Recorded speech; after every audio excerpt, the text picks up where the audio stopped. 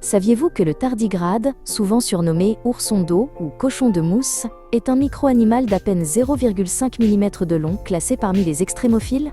Il est un organisme octopode, ce qui signifie qu'il possède 8 pattes, chacune munie de griffes. En cas de déshydratation extrême, il se recroqueville, rétracte ses pattes et entre dans un état de tonneau où son métabolisme chute à moins de 0,01% de son taux normal. Saviez-vous qu'en état de tonneau, il peut survivre à des températures allant du plus extrême?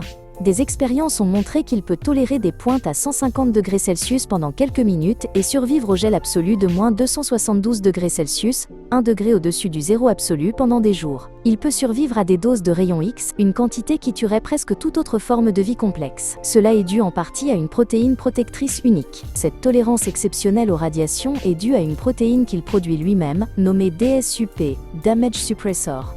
Elle se lie à l'ADN et crée un bouclier qui réduit la rupture et les dommages causés par les radicaux libres générés par les rayonnements. Le tardigrade peut résister à une pression 6 fois supérieure à celle du fond des fosses océaniques les plus profondes.